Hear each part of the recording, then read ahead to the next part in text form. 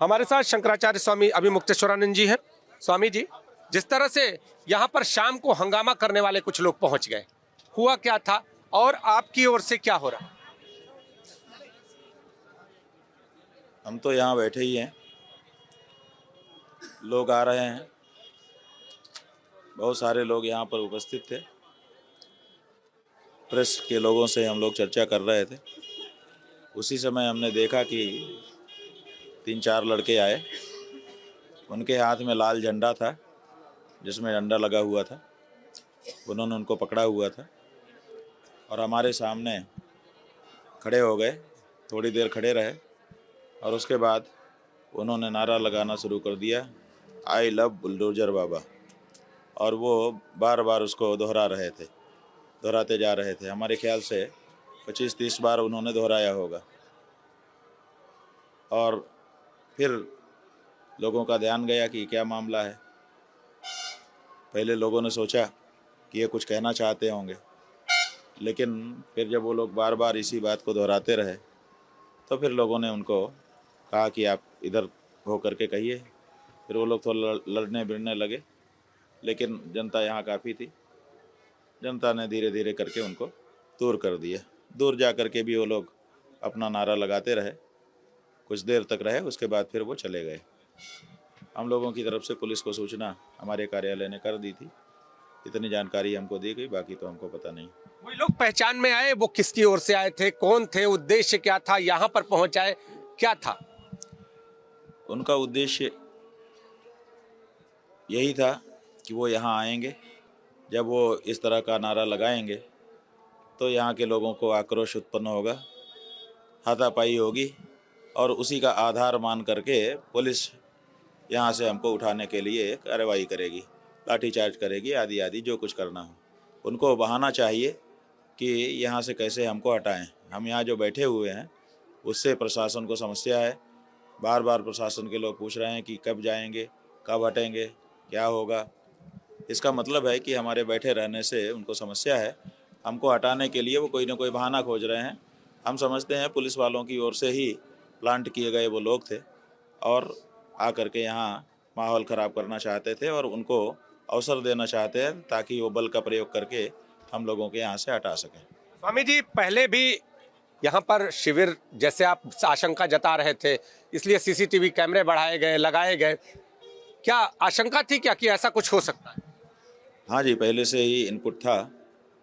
हम लोगों को सूचना मिल रही थी कि ऐसी बातें अधिकारियों के यहाँ चल रही हैं कि कुछ न कुछ ऐसा किया जाएगा।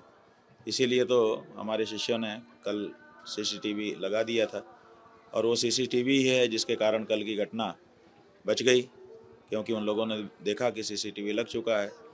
इसलिए वो इतने तक ही रह गए, नहीं तो और भी कुछ कर सकते थे, क्योंकि उनके पास जैसा कि बताया धारदार हथियार भी थे और पिस्टल भी थी। एक और चीज जानना चाहेंगे, कल जब आपके जो शिष्य हैं उनसे हम बातचीत कर रहे थे तो वो आपकी जान को खतरा बता रहे थे। किससे खतरा है आपको? अब भाई,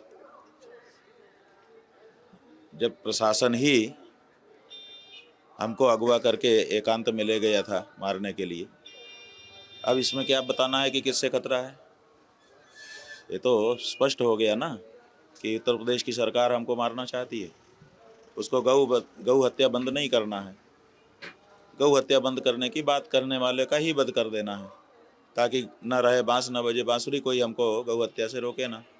हम गौ हत्या बंद करने के लिए निरंतर आवाज़ उठा रहे हैं। इससे उनको असहज स्थिति उत्पन्न हो रही है। जनता उनसे पूछ रही है कि आपने गौ हत्या के लिए, बंदी के लिए कहा था, हमने वोट दिया था, आपने अभी तक लंबे समय तक सत्ता में रह कर के भी क्यों नहीं किया? तो अब उनको जवाब देना भारी पड़ रहा है, क्योंकि अब जनता मुखर होकर के ये बात पूछने लग गई है। तो अब वो चाहते हैं कि आवाज़ ही बंद कर दी जाए। ये सीधा सा गणित है, कोई इसमें ज़्यादा समझने की बात नहीं है। स्वामी जी, सुरक्षा को लेकर आप कुछ मांग करते हैं? अपने इस शिविर के बाहर सुरक्षा के कड़े इंतजाम हो, क्या मांग करते हैं? किससे मांग करें?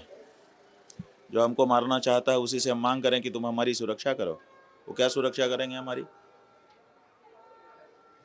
स्वामी जी, अभी आप किसी से फोन पर बात कर रहे थे और उधर से एक बात आई, एक छोटा सा अंश उस बात का मैं जिक्र करना चाहूँगा ना, जो राजा है उसको ऐसे लोगों का अनादर करना चाहिए जो धर्माधीश हो, और ना धर्माधीश को राजा का अनादर करना चाहिए। लेकिन यहाँ स्थिति थोड़ी अलग है।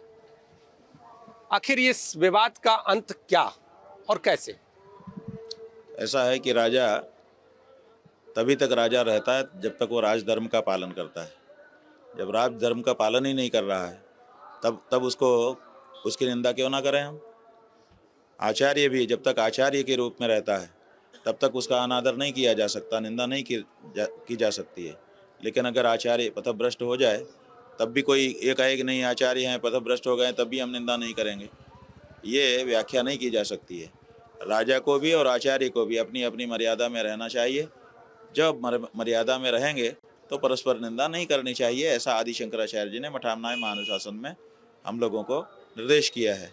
लेकिन जो राजा आतताई हो जाए, जो राजा अविवेकी हो जाए, जो राजा तानाशाह हो जाए, उसके लिए भी हम कुछ ना बोलें। तो फिर ये बताइए कि जब राजा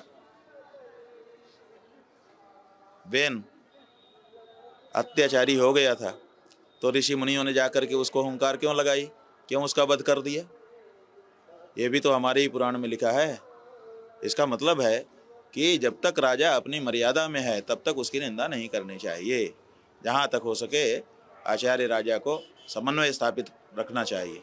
लेकिन जब वो अविवेकी हो जाएगा तो आचार्य का कर्तव्य है कि उसका निग्रह करे और उसकी जगह से अच्छा राजा ला करके दे ताकि जनता का कल्याण हो सके। तो शंकराचार्य के कैंप पर कुछ लोग आते हैं, यहाँ पर नारे लगाते हैं, और नारे लगाने के बाद बड़े विवेक से जब यहाँ पे आश्रम के लोग उन्हें दूर करते हैं तो वो फिर चले जाते हैं। लेकिन इस वाक़ये के बाद शंकराचार्य ने अपने ऊपर खतरे की आशंका जताई है। हालांकि उन्होंने सुरक्षा की कोई मांग नहीं की है। उनका साफ तौर पे ये कहना है कि हम सुरक्षा किससे मांगे जब सुरक्षा करने वाले ही हमारे कहीं ना कहीं जो हित है उसको नहीं ध्यान में रख रहे हैं। तो अब देखना ये होगा कि इस विवाद का अंत आगे क्या होता है। कैमरामैन फैसल पठान के साथ नीतीश कुमार पांडे, एबीपी न्यूज़, प्रयागराज।